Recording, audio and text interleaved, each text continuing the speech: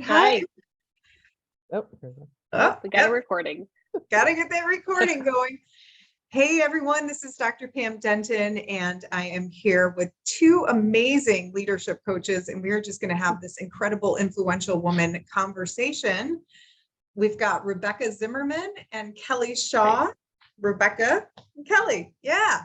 So today we're talking about a really important conversation for women in leadership in your business. Whether you think of yourself as a leader or not, if you're in a business or you're in a role in life and you are feeling frustrated and you need something now, this conversation I feel like is really for you, because we are going to be talking about breaking down to break through and what that means in advancing our lives and living authentically. So I'm just going to throw a question out there and we're going to kind of round robin it and have a conversation about what is a breakthrough.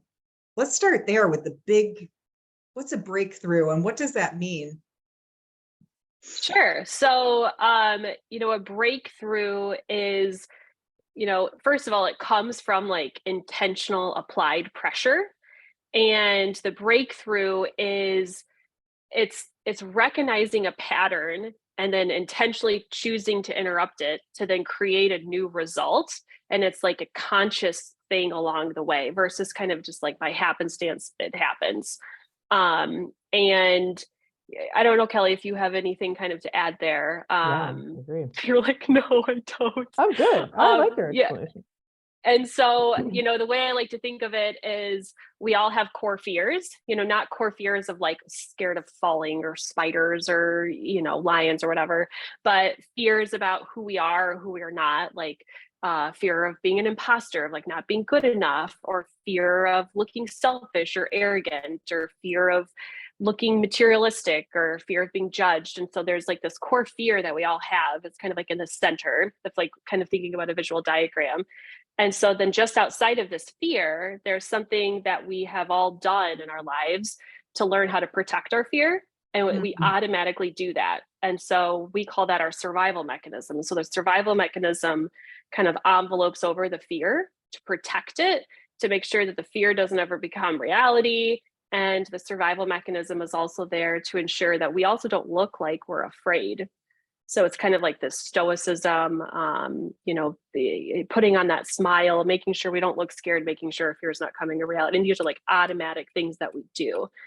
And then just outside of our survival mechanism, there's this other bubble, and that's our comfort zone. So everything lives inside our comfort zone, includes our fear and our survival mechanism and everything in it. And so the breakthroughs live on that edge of that comfort zone. Because that comfort zone on the other side of it, it's everything we don't know and we have never experienced. And so that's like that zone of possibility. So that's everything that's possible, which is a lot of beauty, a lot of joy, a lot of bliss. But our fear, which is so tightly wound about the past, it makes us think that the possibility area is a bunch of scary stuff. And so it's leaning into that edge. It's like doing edgy things that make us feel uncomfortable. And that's where that breakdown is like going through that edge, holding our fear's hand, like it's going to be okay. And then having that breakthrough on the other side of that, what's possible if I could let go of my survival mechanism and step into that other side and keep expanding my comfort zone. It was a really long answer, but that's kind of how it all works together. What I love about what Rebekah said, Pam, is that it's the steps. It's taking steps, small steps at a time. And I think people have this correlation or have this visual image of breakdown or breakthrough being something, as Rebekah said, being something very negative. But as you're taking steps hand in hand with your fear, with your survival mechanism, it's also about seeking out a partner, a coach, someone to really be your champion in your space that can help you see what is possible when you let go of that way of being and that way of existing. And as Rebekah said, I like to think about this, that a breakthrough is really about transforming ourselves. And it is about coming into this, like I said earlier to someone, it's like coming into a beautiful garden. It can be this glorious, beautiful experience to have a different evolution of self when you go through that breakdown to breakthrough. It doesn't have to be some scary, dark space, especially when you're leaning in for trusted support. So how do you know that you need a breakthrough? Like listening to your diagram that you've got fear at the center, then you've got survival, then you've surrounded yourself with this facade of comfort. Like, I'm okay, I'm fine, which women tend to say a lot. Like we're constantly saying that we're fine, I'm fine. We have the ability to put on our makeup, get dressed up if we need to. How do we know that, okay, it's time to have a breakthrough? I need this now. What are some signals that fire off? Well, and like comfort zone sometimes is like a misnomer. A lot of times things that are perpetually uncomfortable, that is within our comfort zone because that's all we know. So we're comfortable with the discomfort. We're comfortable feeling like we're resigned. We're comfortable feeling like we keep keeping ourselves small. We're comfortable feeling like our stomach is in our throat and we don't want to speak up. And so a lot of the times that's actually what the comfort zone is.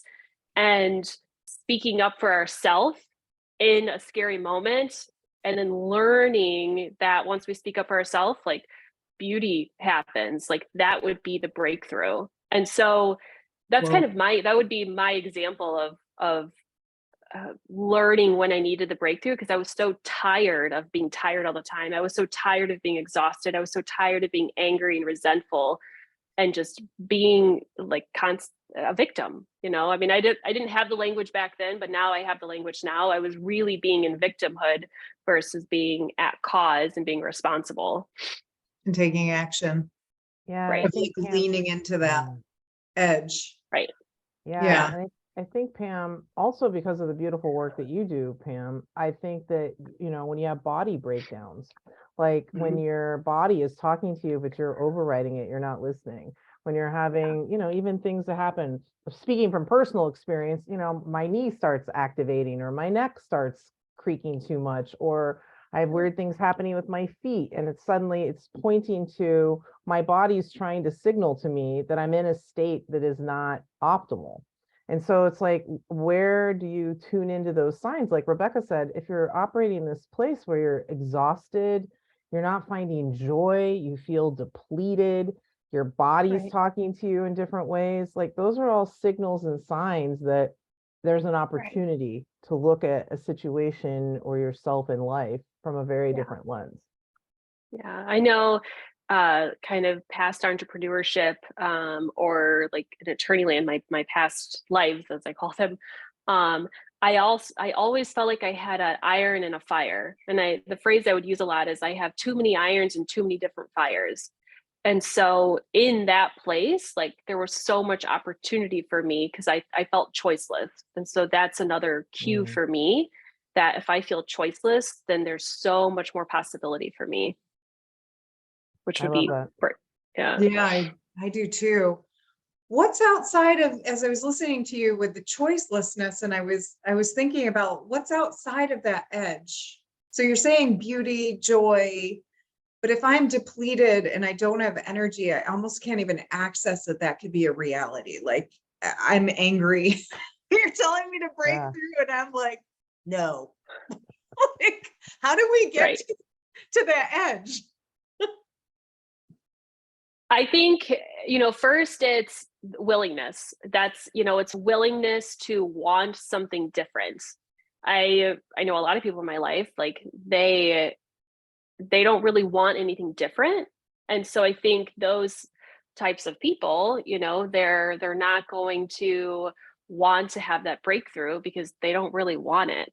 So there's a willingness to want something different. I don't even remember your question anymore. Sorry. How do we get to the other side of this? Yeah, when you feel like you're so depleted, how do you find the energy to work, to even contemplate that there's something more beautiful than what you're experiencing? How do you even care? Or find the energy to do that. Right. And, I think for me personally, it was once I decided that I wanted something different, that's when I got the support. I got the support through a mentor. I got the support through a coach. And what that person did for me is they helped me distinguish different parts of me. Like there was my truest essence, like the qualities that I bring into the room, like innovation, magnetism, depth, warmth, leader. And then there was this different part of me, the survival mechanism. And that's what I do automatically, which now I can distinguish between the two. And so that's once I was able to distinguish between the two, and I actually had choice into, okay, I can actually choose to use my survival mechanism right now because I need to in this confrontational situation, I would say that helped, but I was willing to do it. Does that make sense? Yeah, you got to be willing. What about you? I really feel strongly about that, Pam. Like, I think when you're operating in a depleted space, and again, speaking for myself, when I have been in depleted spaces, I am looking for like fresh water because I'm in a desert. I'm looking for something to replenish me in some way. So first, it's obviously the acknowledgement within myself, within us as women, as leaders, humans, that there's something there could be something different than what we're choosing. And then I think it's taking the small steps forward. And what has always resonated with me is not taking big leaps or going on some big arduous journey. Like, it's just start with something small that you can then feel a little positive energy flowing, and then take another little step, then take another little step. So when you're in a depleted space and you no longer want to be there, I hear you. It can be daunting to think about what's on the other side, but just taking those small little pivots, small little steps to bring in that energy. And again, looking for resources and asking, what can I be doing? Is there a book I can read? Is there someone I can partner with? How do I have a different life experience than my unhappiness in the current life space? Yeah. It's kind of like that idea of when you're in that rat race and then you take a vacation for the first time in a really long time. And you are like, I can't do this because my to-do list is out the window. And if I take the break, then it's just going to multiply twofold. It's taking that vacation and then learning that that's exactly what you needed and wanting more of that. I feel like that might be a first step for a lot of people, is taking that intentional rest and then learning it actually served them so much. Wow, that's a great analogy. I mean, I've felt that before myself, and you're on the plane and you're like, I know I need this. I can leave everything behind. I know I need this. I can leave everything behind. And then you fly back with this new perspective of like, oh yeah, I really needed that. Yeah. What I found for that, it was sort of like I'd come back from vacation and then everything would hit again and I'd be spun back into that spiral. And so I think that feeling, that incredible feeling in our bodies that we have from vacation and shifting, our perspectives, it's then how do we sustain that when we come back and we do re-entry into being a mom or re-entry into our work life? How do we sustain that feeling and know that there are choices we can make to keep that going? Yeah. And then patterns to interrupt and distinguish them as patterns, versus the vacation just being that like perfect moment and you're always going for those perfect moments. It's seeing that life is more than those fleeting perfect moments. Like, you can cause life to be in that space and that same mindset. Rebekah, Pam just reminded me of something. I actually introduced the pause button over this last year. Like, I actually have a little visual, on my bulletin board that says pause. That pause button is super powerful, even as a visual, to just like stop whatever it is that I'm doing and really ask myself, is this something I need to be doing? Is this something that's coming from survival mechanism? That's a default way of behaving? Is this something I need to be triggering, or can I make a different choice? So the pause button to reset, I feel, is a really powerful tool for that. I really love that. Now, as you're breaking through the barrier, there's something that we call a breakdown. And I think this is really important to this discussion. And the pause kind of brought me into this. What does it mean to break down as you're breaking through? What's the anatomy of this breakdown? What does it feel like? Like you're going through that it's standing in the resistance that everybody avoids. It says my internet is unstable. Can you guys still see me? I know we're live, but I Yeah, want to you're a make little sure. foggy, but Yeah. Okay. We'll see you. still. Sorry.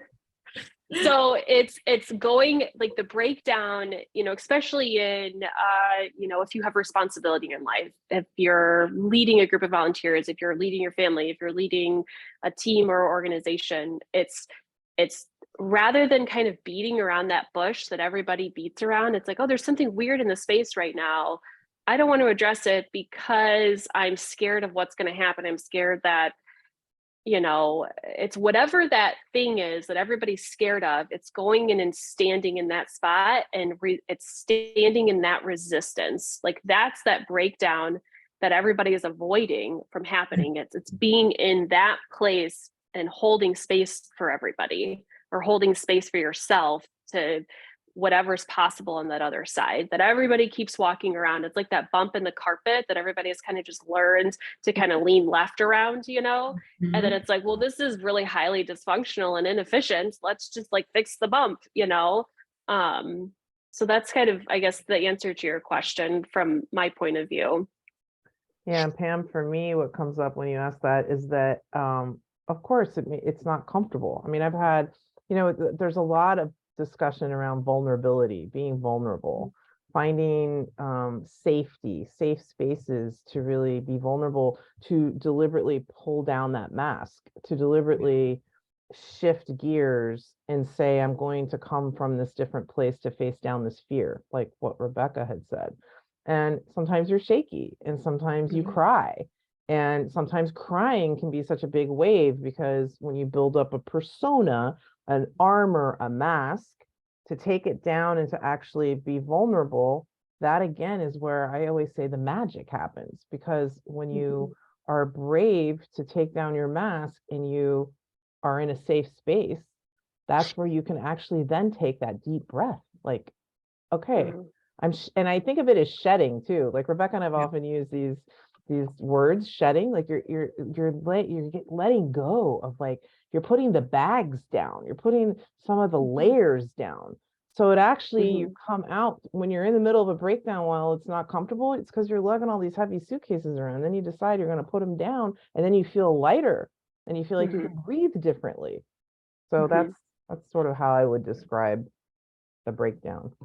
Yeah. And a breakdown can be, like she said, emotional, like crying, and a breakdown can be letting go of something. A breakdown can be not filling a group cohort. A breakdown can be not getting the job. The breakdown can be whatever it was that, like, you put yourself out there, and the thing that you were like, you're putting yourself in the face of that fear and standing with what might, like, being with whatever happens, going against the grain,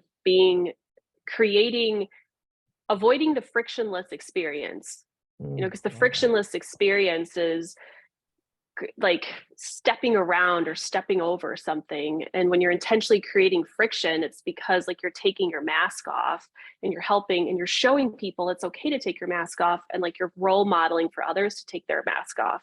And now all of a sudden collaboration is available, community is available, humanity is available, all of the things that people actually are craving are available. Wow, that's powerful. So that kind of brings us into what you both have coming up. As we talked about in the beginning, these are two amazing leadership coaches, and I can just feel the space that you both are going to hold for women to come in and do some deep work around breakthrough.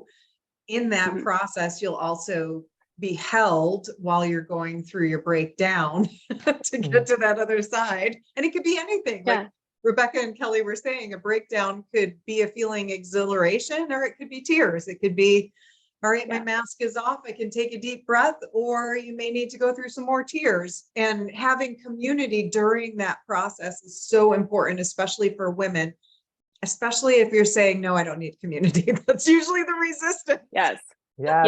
Absolutely true. Yes, I used to say I hated people because of where I was in my life. I used to be that person. I'd be like, I don't need people. I don't need community. I don't know what you guys are people. I don't know what you're talking about. That's a perfect sign that if you're out there saying this, Yes. that's a perfect Yes. sign that you are perfect need for it. what we are about to talk about, because I think this is an amazing opportunity for women right now to come into a sacred space, especially after what we've been through in the past 2 to 3 years. We all need some healing right now. So talk about this group that you're going to be leading in April. What's going down?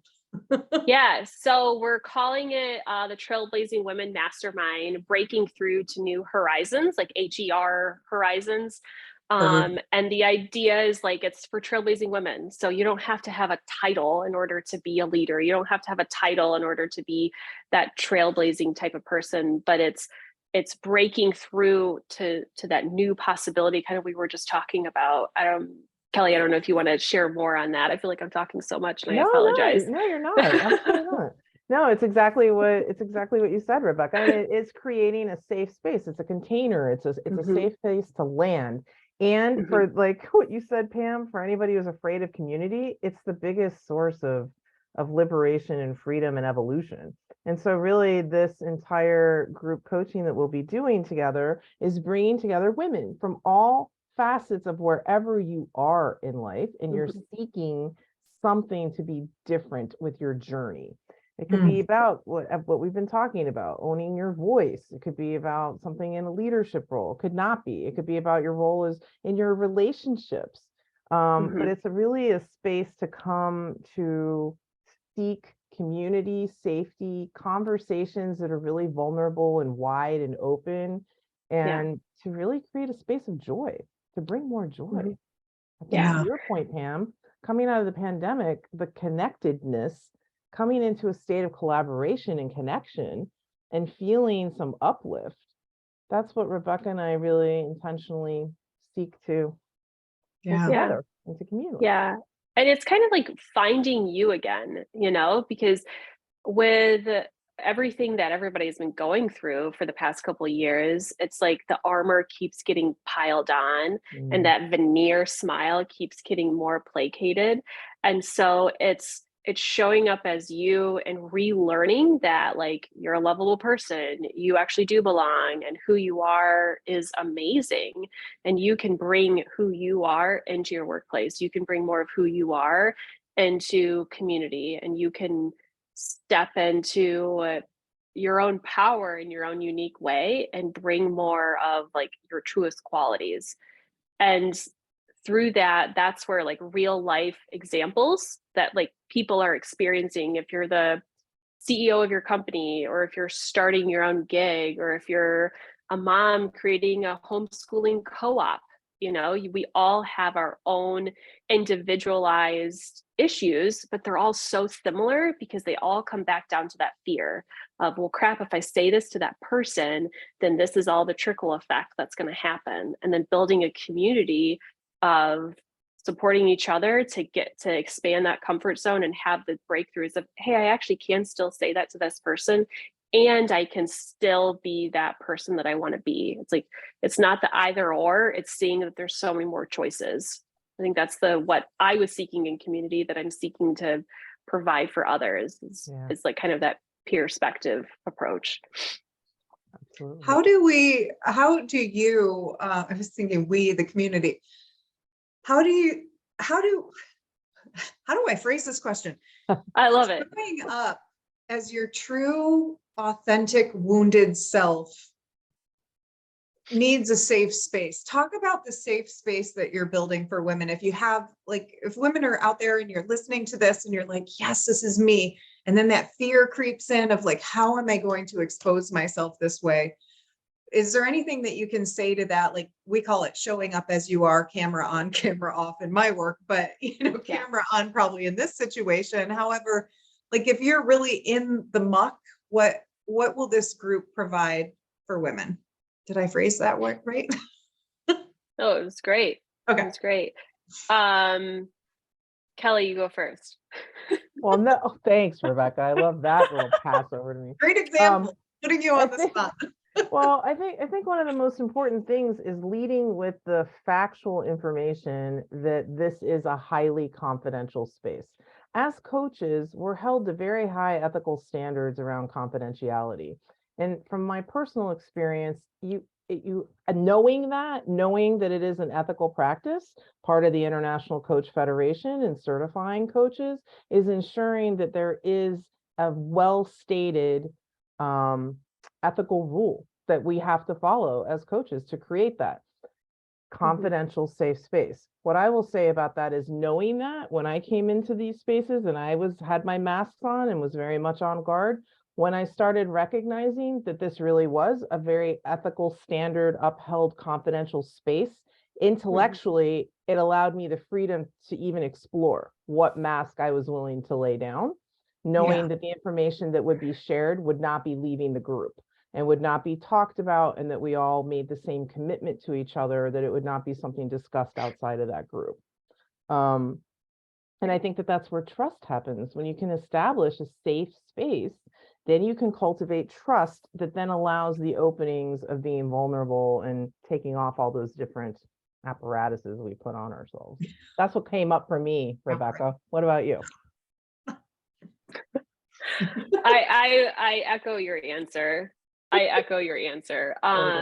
You know, creating a sacred, safe space of, you know, the confidentiality, but also of just like-minded people who are going through the same thing as you, creates a lot of normalization. Because I know that when I was going through stuff, I felt like it was just me. I felt like it was an anomaly. I would, you know, I would hear about these other people and I would make a lot of assumptions. And so that would further guard me.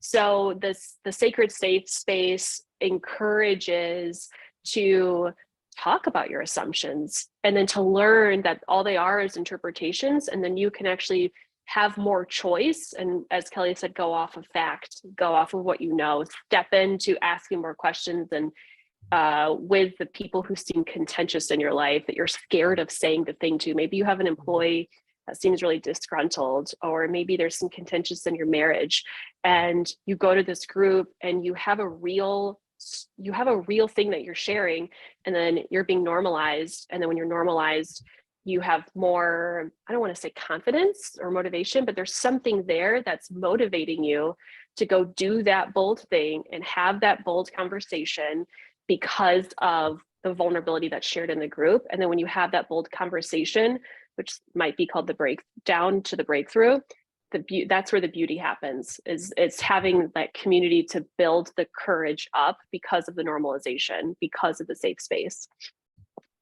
So it's almost like a practice, like you get to go in, practice your authentic expression of self, share your voice, share who you are, share what you're going through. It becomes normalized. Then you go out, you apply, and then you bring that celebration back to the circle where you get like the applause. Like, yes.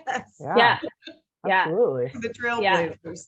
Yeah. And like, I'd like to think about it like sports, you know, there's on the court and then there's off the court. And like the group setting is really off the court. And then out of the group setting, you go back onto the court and you apply the things that you just learned. You apply the confidence that you just had. And then you go back into the group, which is off the court. And then you get coached, you rally around your team, you get remotivated, you learn new awarenesses about yourself. So then you start applying new action back on the court. It's kind of my sports analogy for those who are into sports. But I love that. I use sports analogies all the time. So good. All right. Well, we're wrapping it up here. So if you have any questions, anyone out there in the Influential Woman Network, just make sure to drop them in the comments at any time. If you come upon this video and you have questions, I will put the information about the upcoming Trailblazers program. Say it again to me, Trailblazers. Yes. Yeah, the Trailblazing Women Mastermind, Breaking Through to New Horizons. Horizons. That was the one that I was looking for. Yes. Now, if someone's not ready for the group experience, you also do one-on-one? Question mark?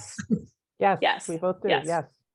Awesome. So that's another option to do an in-depth study with you one-on-one to do this work if you feel like you need the more intimate, connective one-on-one experience.